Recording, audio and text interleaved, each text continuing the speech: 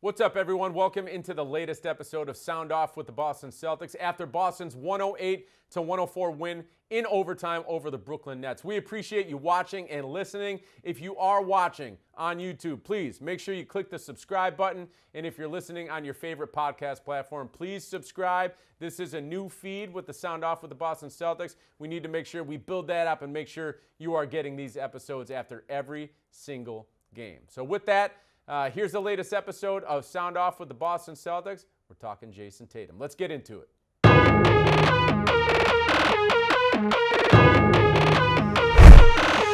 Sound off with me, folks, on Jayson Tatum putting his foot down and saying, we are not losing this game. He wound up leading the Celtics to a 108-104 overtime win over the Brooklyn Nets on Friday night at TD Garden. And as he said after the game to Abby Chin on NBC Sports Boston, this was all about Joe Mazzulla challenging Jayson Tatum in a timeout during the game. He looked at Tatum and he said, if we are going to be what we are supposed to be, and if we are going to do what we are supposed to do, and that is winning this game on this night against the Brooklyn Nets, we need you to be reliable. We need you to be Jayson Tatum. We need you to be the superstar that you are. And that is exactly what Jayson Tatum was after he checked in with 6:51 left in regulation and then played the rest of the way all the way through overtime. Jayson Tatum was masterful during the end of regulation and in overtime. He scored or assisted on 16 of Boston's final 23 points.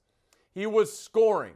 He was passing. He was rebounding. He was defending. He did everything the Boston Celtics needed from him in order to win this game. And it all wound up to that final play when he got the stop on Cam Thomas. He switched on to him. Cam Thomas faced up, tried to take a three-pointer, and it was Jayson Tatum with his defense securing the win and forcing Cam Thomas, who was red hot all night long, into an air ball from three-point range.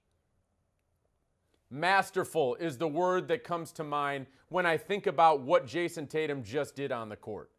That was some of the best all-around basketball we've seen from him, period. And that's saying a lot. Because this is a guy who has just made 3 consecutive All-NBA first teams. We know he's one of the best players in the NBA. He very well could be on his way to his first MVP award this season, especially if he keeps playing this way. A couple of the moments that really stand out, and obviously we just talked about the stop against Cam Thomas to really secure this win with his defense, but a couple of passes. I mean, he made such an incredible pass on a drive and kick out to Sam Hauser, who, by the way, was 1 of 9 from three-point range before the shot. Well, Jayson Tatum knows his teammates. He knows Sam Hauser is one of the best shooters in the world. So Tatum drives to the basket, draws a couple defender, gets up in the air under the basket, and somehow, in no-look fashion, bounces a perfect pass out to a wide-open Sam Hauser in the right corner. A huge three-pointer in this game. Then, moments later, Jayson Tatum does a very similar play on an assist to Al Horford out in the same area in the right corner. He whips a pass. This was more of a baseball pass as opposed to a bounce pass right into Horford's hands, and Horford splashes home a 3. 2 huge moments in this game where Jayson Tatum wasn't scoring, he was assisting. He was creating points for others. And that's what great players do, especially when the game is on the line. And the thing you need to notice about Jayson Tatum is it's not just the vision, it's not just the passing, but it's on time, on target. It's the exact moment that his teammate is expecting the ball, and it's in the exact place where his teammate is expecting the ball. And that is very important for a shooter to be able to be comfortable as they release that shot. You've got to be in rhythm, and Jayson Tatum set those guys up in perfect rhythm. So I repeat, again, he scored or assisted on 16 of Boston's final 23 points of this game to push them into the winner's circle with a 108-104 win. After he checked in at the 6:51 mark of the fourth quarter. Again, he played the rest of the way. He totaled 6 points, 4 rebounds, 4 assists, and played excellent defense all the way through. It wasn't just that stop on Cam Thomas. He made multiple plays on defense. Joe Mazzulla called him out in a timeout. And what do superstars do? They answer the call. That's exactly what Jayson Tatum did tonight. He looked every bit of being an MVP candidate, as he has all season long. He finished this game, we'll go over the total numbers, 33 points, 9 rebounds, 6 assists. Those 6 assists led the team, so did the 33 points, and 2 steals and 1 block over 42-plus minutes. So Jayson Tatum got it done, stuffed the stat sheet. Not his most efficient night of the season. Shot only 11 of 25 from the field, but shot 39% from three-point range on bulk attempts. He took 13 three-pointers tonight, made 5 of them, and every single one of them was big. 4 of them, by the way, were from the corner. Jayson Tatum made more three-pointers from the corners tonight than he did during the first 9 games of the season combined. So somehow the offense that Boston was running was getting him open in the corners, which is the most efficient shot that you can take in basketball, and Jayson Tatum cashed in on those attempts. So an excellent game from him. He leads the Celtics to the win, but we can't forget about what Boston did defensively as a whole. If you watched this game, you were probably throwing your hands up in the air wondering what the hell is going on at the start of this game. I think it was 12-0, 14-0, something like that out of the gates for the Brooklyn Nets. They were playing great. Boston looked sloppy. It looked like they just didn't really have it on this night, but credit to them, they rebounded and bounced back. Over the final 3 quarters, the defense was excellent. And when I say excellent, I mean elite. Okay, so during the first quarter, Brooklyn scored 28 points. Efficient shooting from the field as well. And Cam Thomas was at the center of it all. Over the final 3 quarters plus overtime, that's 41 minutes of action. 76 points on 36% shooting from the field. I'm going to repeat these numbers. In the first quarter, Brooklyn scored 28 points on efficient shooting. Over the final 3 quarters in overtime combined, they scored 76 on 36% shooting. So the defense figured it out. It got back in its own rhythm, and it forced Brooklyn into misses consistently, and that led to Boston's offense coming alive at the other end of the court. So it's great to see on a night where the Celtics didn't come out playing very well. This certainly was the worst first quarter that we've seen out of them this season. No question about it. Turnovers, they were fumbling the ball away. The defense looked totally out of sync. The offense looked out of sync. No one could put the ball in the basket. We're talking about layups, mid-range, and three-pointers. It was a sloppy first quarter. But a sign of a great team is being able to have a sloppy quarter and then bounce back and still grab the win. And that's exactly what Boston did. Not the prettiest win, but a win nonetheless. And we're going to talk about that later in tonight's episode. So let's dive into some fan comments. We've got 3 of them tonight. First up, we've got Heather Lynn Hughes on Payton Pritchard, who is having himself a heck of a season. Then we've got P. Brooklyn on Winning Ugly, which we just touched on a little bit, but we'll go a little deeper. And then lastly, we've got Celtics fan West on Jayson Tatum's miss at the end of regulation. That was an opportunity to win the game at the buzzer. Didn't happen. We're going to talk about it a little deeper. So let's get into our first comment right now. We've got Heather Lynn Hughes talking about Payton Pritchard. All right, first comment of the night, as I said, coming in from Heather Lynn Hughes. And she says, missing JB, but Pritchard is really stepping up huge this season. And there's no doubt about that. Let's start out with Jaylen Brown. He did miss his, I believe, 4th consecutive game tonight with a hip flexor strain. It doesn't sound like this is anything serious. He's been standing on the sideline, moving around. Joe Mazzulla made it sound before the game like they're just taking it cautiously and making sure that he's going to be fully healthy before he comes back. So the Celtics are definitely missing Jaylen Brown. There's no question. This is one of the top players in the NBA, in the world. They're going to miss him when he's out. But he should be back sometime soon, we hope. But in his absence, and really all season long, Payton Pritchard is stepping up huge. This guy might be the 6th man of the year right now in the NBA. Averaging 16 points off the bench for the defending champion Boston Celtics. And he's doing it with electric shooting. I mean, on the season right now, he is shooting, let's give you some numbers,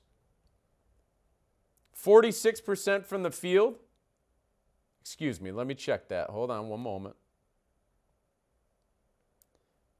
45% from the field and 40% from three-point range. I mean, he's just been awesome with a capital A. And actually, you know what? The stats just updated live on NBA.com. It's even better. After tonight, he's 47% from the field and 41% from three-point range. And tonight, he was awesome, as I said. He wound up scoring 20 points off the bench, made 3 3-pointers, shot 6 of 11 from the field. He was posting up in overtime. Exactly what we all anticipated in this game, right? Payton Pritchard posting up in overtime and making key baskets in the paint. Not necessarily, but he's getting it done in so many different ways, but mainly from the three-point line. He's got 38 made three-pointers this season. That's second to only Jayson Tatum on the team. Tatum's got 43 after tonight's game. Payton Pritchard not too far behind him in playing much lower minutes every single night than Jayson Tatum. So the three-pointers per minute, Payton Pritchard is leading by a landslide on the Boston Celtics. In 8 out of his 10 games so far this season, he has scored 15 or more points. So he is the reliable scorer off Boston's bench when we're talking about bulk scoring. We know Sam Hauser is going to be reliable in shooting. We know Al Horford, once he comes off the bench when Kristaps Porzingis comes back, we know he's going to be reliable. But Payton Pritchard right now looks like a weapon coming off of Boston's bench who can score 15-ish points per game for the whole season. Because what he's doing right now is not something that I would consider an aberration for him. Like, it's not. This is not something that's just a flash in the pan. Payton Pritchard is this good. Like, this is here to stay. This is not going away. So keep your eyes on Payton Pritchard the rest of the season. This guy absolutely has a chance to win Sixth Man of the Year. It's possible he can be in the conversation for Most Improved as well. He's going to continue to play major minutes. He's going to continue to play a major role, and he's going to continue to put the ball through the basket because that's what that guy does. All right, next up, P. Brooklyn says that was an ugly win. Not sure we would have gutted that out before last season. So it was a great ugly win, as you say, P. Brooklyn. And we just went over the numbers. Boston, they were sloppy during the first quarter. Let's talk about their performance during the opening frame. Only 24 points on 38% shooting. They committed 5 turnovers during that opening period. But slowly but surely, they got back into it. They found the rhythm, if only but enough, to grab a win by 4 points in overtime. But that's all you need. So they turned the table. They figured it out. They figured a way to win ugly. Overall in this game, Boston only shot 43% from the field. The Celtics only shot 26% from three-point range. They did get it done at the free throw line, 16 of 19 there, but it was the defense. And I've said this in an episode or two earlier this season on Sound Off that if you're going to be a great team and you're going to continue to challenge for another NBA championship, you've got to be able to win in different ways. There are a lot of people out there who think that Boston can only win when it's making three-point shots, when it's stroking it from downtown, lighting up the scoreboard, setting all-time records for offensive rating. But that's not the only way this team can win. That's how they won a championship last season. They were able to win in multiple ways. Tonight, they got it done with their defense. It wasn't great during the first quarter, but they bounced back. And overall, they held Brooklyn to 41% shooting on the night, only 104 points with an overtime session. That's certainly going to bump them up the defensive ratings here moving forward after tonight. And Brooklyn only shot 10 of 38 from long range, 26.3% from beyond the arc. Just a smidge lower than Boston. As we said, Boston's offense didn't exactly light it up tonight. But when that's happening to the offense, the only way you're going to win is by getting it done on defense. And the Celtics did that tonight. They found a way to win. That's what great teams do. It's got to feel good to win ugly. All right, last comment of the night coming from Celtics fan West. If this means you're listening from out west and watching the games out west, we appreciate you. And the comment is, why is our end-of-game shot always dribble the clock out for a contested off-balance three by Tatum? This person adds in, great win, 2 exclamation points. Pritchard is a legit top player, and Queta is an X factor. A lot to like, and it's true. Let's talk. We just touched on Payton Pritchard. Neemias Queta, another strong performance, led the team in rebounds along with Al Horford with 10 rebounds off the bench, blocked 3 shots, dished out a couple of assists, and added in 3 points. So Queta continues to play well. And Xavier Tillman started this game. Neemias Queta wound up taking his minutes. Tillman only played 5, little under 6 minutes. Queta wound up playing 26.5 minutes. So a lot to like there. We talked about Pritchard, but let's talk about this shot at the end of regulation. Feel like a lot of people were upset by this. However, you got to look at time, score, situation. So the Celtics had the ball, I believe. Let's take a look at how much time was left. They had the ball with 7.6 seconds left coming out of a timeout. Game tied 94-94, coming down for the last shot of regulation with a chance to win the game. They come out of the timeout. They inbound the ball. Tatum gets it. Well, Dorian Finney-Smith commits a foul because the Nets had a foul to give. So they took a little bit over a second off the clock with that. Okay? So 6.5 seconds left. The Celtics run another play. Jayson Tatum wound up having to catch the ball going away from the basket, and he caught it at midcourt facing toward the other end of the court with 6.5 seconds left. So let's think about this. Brooklyn, because they had a foul to give, they fouled after a little over a second ran off the clock, so they got it down from 7.6 to 6.5.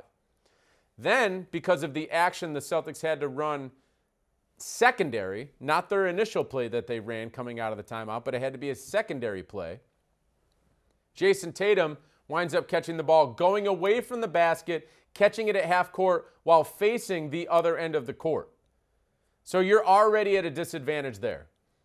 Now, granted, is there time to do something? Yes. But there's not much time to do a whole lot at that point. It takes time to spin around, assess what the rest of the court looks like. Where are your teammates? Where are the defenders? Where is your defender? So you've got to make a quick read there. Jayson Tatum made his move, took a couple dribbles. He wound up pulling up right at the three-point line, took a couple dribbles again. I'm watching it as we speak. Kind of faked left to right, wound up taking a contested three-pointer, and it missed. I don't think that's the shot the Celtics wanted coming out of the timeout. I think they might even be talking about that right now down to the media. But it's the shot that wound up happening because of the circumstances. Their first play got taken away because they inbounded the ball and Brooklyn wound up using its foul to give. Takes time off the clock, gives Tatum a second plus less of time to be able to make his play and for the Celtics to have some motion on offense. And that wound up forcing him into this shot. Now, was it a great shot? No, I don't think anyone could say that this was a great shot. Was it a terrible shot? I don't know. I thought it was a makeable shot for him. I'm watching it again right here. He could have made that. He didn't. It happens. But the Celtics found a way to win in overtime, so it didn't wind up coming back to haunt them. Give credit where credit's due to the defense. Brooklyn wound up using its foul to give. It was a smart decision. Took time off the clock. And then, as we said, the Celtics had to run a secondary action. And Tatum caught the ball going away from the basket at midcourt, facing the other end of the court, and the clock was already ticking. So we didn't have much time to do a whole lot other than what happened. So, listen, I trust Tatum. This is an MVP caliber player who has won a championship for this organization, who has been selected to 3 consecutive all NBA teams. I trust him. And Go around the league, if you can look up the numbers. Most of the best players who take shots at the end of the game with a chance to tie or win, barely any of them have better percentages than Jayson Tatum. The reason it feels like it happens all the time, that that's the only shot that he takes and he misses, is because you watch it all the time. But look around the league. LeBron James, like all of the best players, their numbers aren't much better or they're worse. And I've seen the numbers last season. I saw them with my own eyes. I saw them from Boston's coaching staff and research. They pulled the numbers. Tatum's right there with those guys. So I trust Tatum. Wasn't the best shot. Wasn't the worst shot. In my opinion, it was the shot that he almost had to take based upon the circumstances that he was presented with. So in the end, doesn't matter. As we talked about ad nauseum during this episode, he's the guy who led the Celtics to the win. Doesn't matter that he missed the shot, pushed them into overtime, wound up pushing them into the winner's circle with excellent all-around play and getting it done at both ends of the court. So now the Celtics are 8-2, and they're coming up on Sunday with a game against the Milwaukee Bucks. On the road, they're going out to see Giannis. They're going out to see Doc Rivers. They're going out to see Dame Lillard. Those guys are struggling right now. The Celtics are not struggling right now, and we're going to see how these two Goliaths, maybe not in the record book right now, but definitely in the talent book. There is a lot of talent on both of these teams, both of them considered heading into this season as title contenders. We're about to find out how they match up at 3:30 p.m. on Sunday. So tune into the game and check out my tweet after the game. Make sure you respond with your comments for our next episode of Sound Off. I'll see you Sunday right after the game ends. Thanks for listening. We'll see you next time.